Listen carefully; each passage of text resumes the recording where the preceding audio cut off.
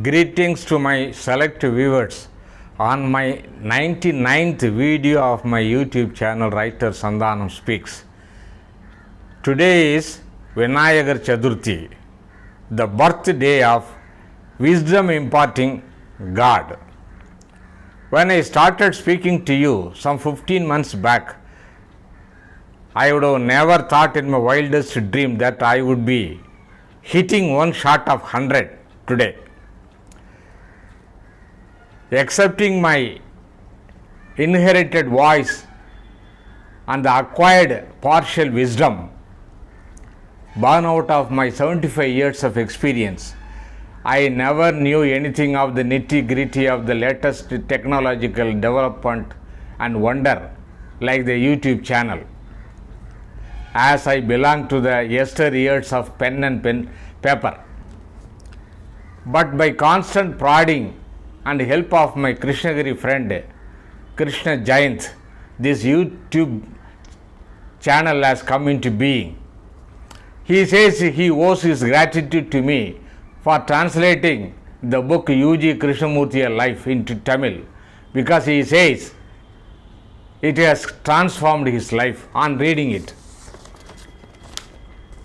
As for the number of viewers, it has crossed more than 14,000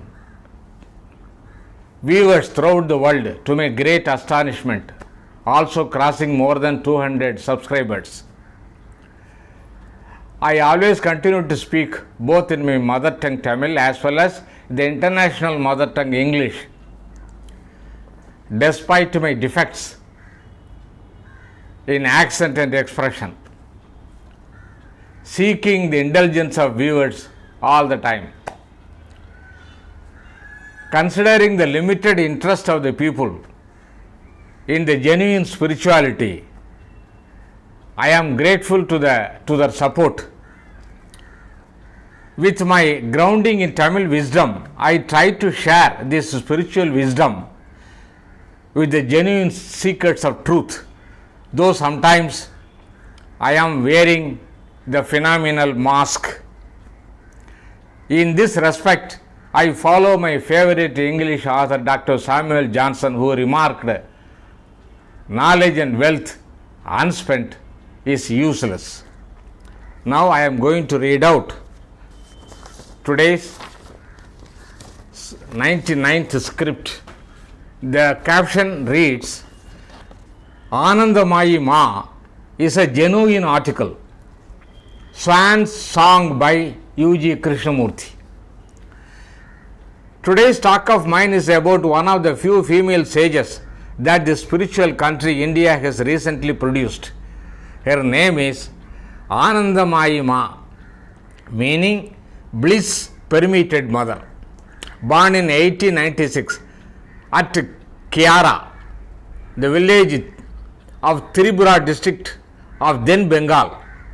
As a child, she was christened as Nirmala Sundari Devi. In this Guru nation, no one needs to sow any spiritual seed on the soil, as there are enough seeds already hidden underneath, and at the right time, one of the seeds sprouts on its own and becomes a huge tree, spreading its cool shadow of wisdom and compassion for everyone to take shelter under it.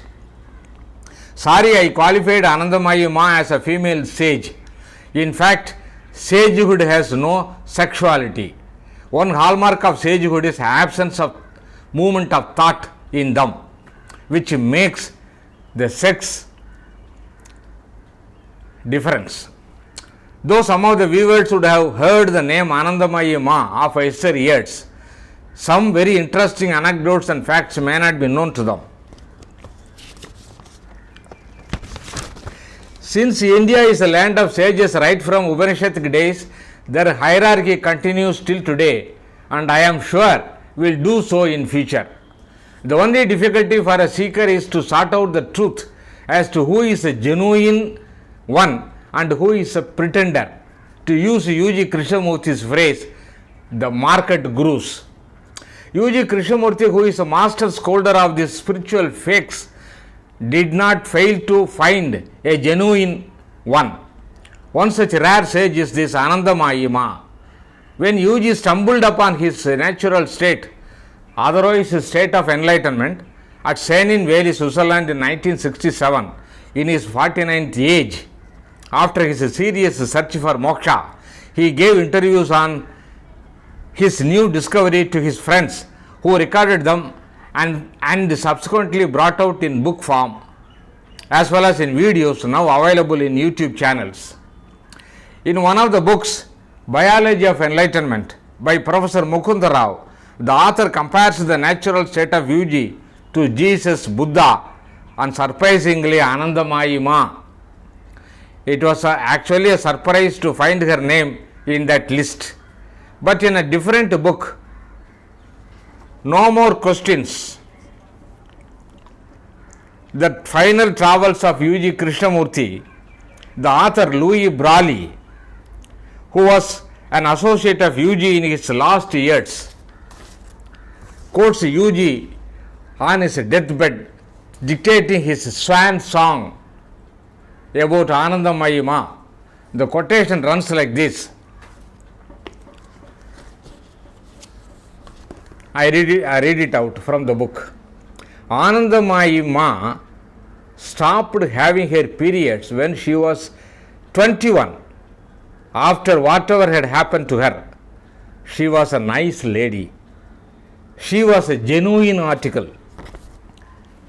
That is the caption I have given. Anandamayi Ma, a genuine article, swan song by U.G. Krishnamurti. With this recommendation and commendation from the heart to please U.G., let me briefly say a few more words about this recently lived and died sage Anandamayi Ma, whose biography and her teachings have come to me in a book form. The name of the book is A Goddess Among Us, The Divine Life of Anandamayi Ma, by her American devotee, who was initiated by her and whose name was later rechristened as Swami Mangalananda. According to her biographer, Anandamayi Ma showed signs of sainthood right from her childhood, and when she matured, she was on constant move among people, mountains, forests, visiting lonely places for meditations, and in that course performing miracles unconsciously. Though formally married to one Bolanath, the relationship between them was like a sage and disciple. It was like the relationship between Sri Ramakrishna and Sarada Devi in the reverse order. I am giving some extract from this book to give the viewers a glimpse of this extraordinary personality who lived among us till recently with flesh and blood. Ma manifested a powerful and luminous countenance, and the visitors drew back in amazement. They then asked her plainly, "Who are you?" She replied, "I am both Mahadeva and Mahadevi," to their amazement. My comment: this only confirms the view that once one becomes a sage, the distinction between male and female disappears. U.G. used to say, "I do not know whether I am a man or a woman," after he became enlightened. And he also dispelled the doubt that he became a transgender. This is a stage of transsexuality and a harmonious blending of manhood and womanhood. Indian mythology suggests that the ultimate God is Ardhanarishwara, combination of both male and female at the highest level.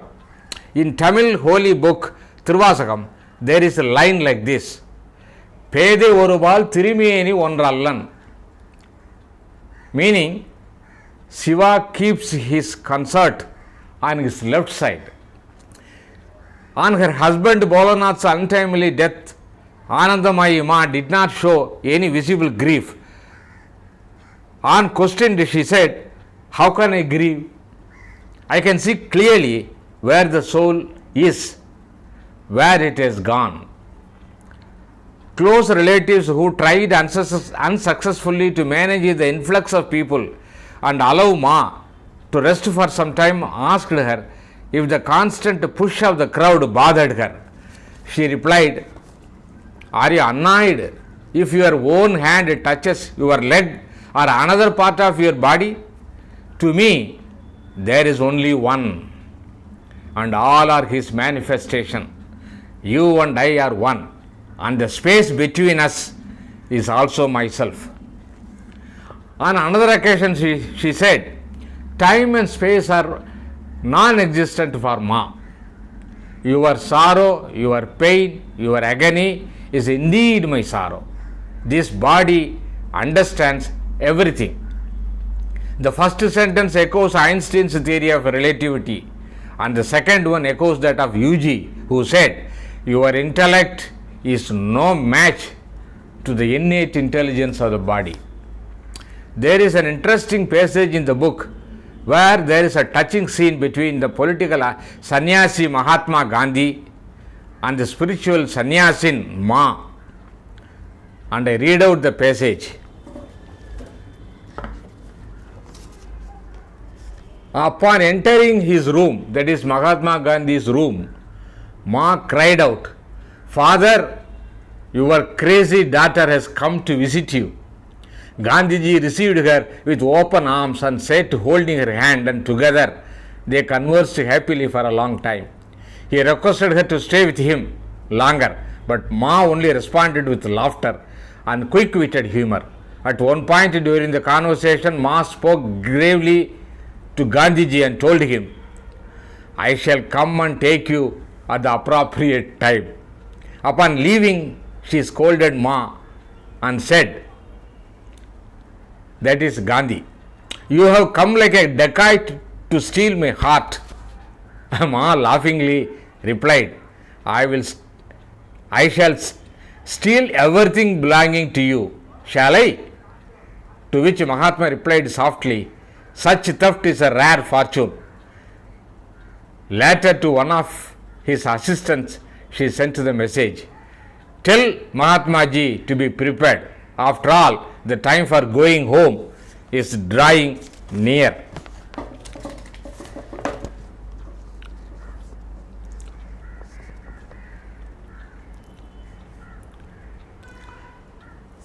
On being asked why she continuously roamed from one place to another, Ma would say that only we saw her moving. She felt as if she were only moving from one room of her house to another, and therefore not really moving at all. My comment: it reminds me of Upanishadic statement, "It moves but does not move." Also the words of Jesus, "In my Father's house there are many mansions." The author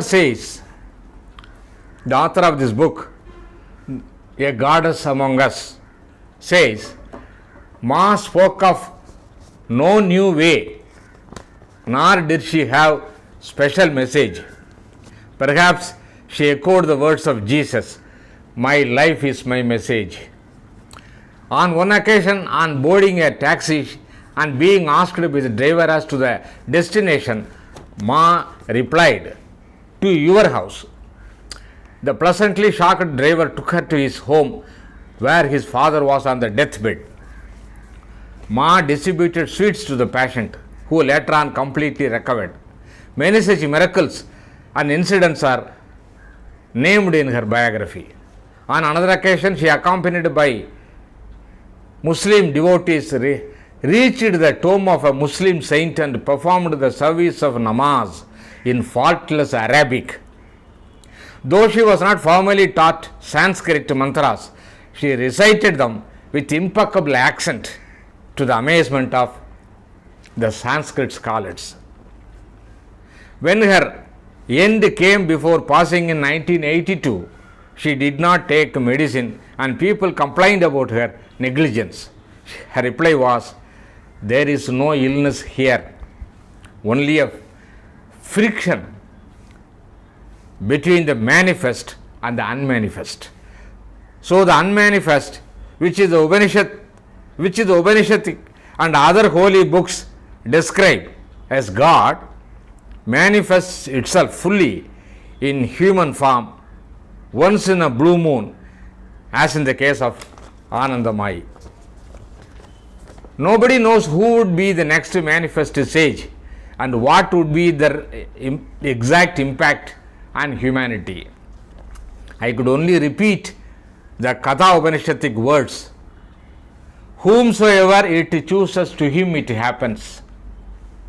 No doubt Anandamayi Ma is one such chosen sage, and unique at that, beyond religion, caste barriers.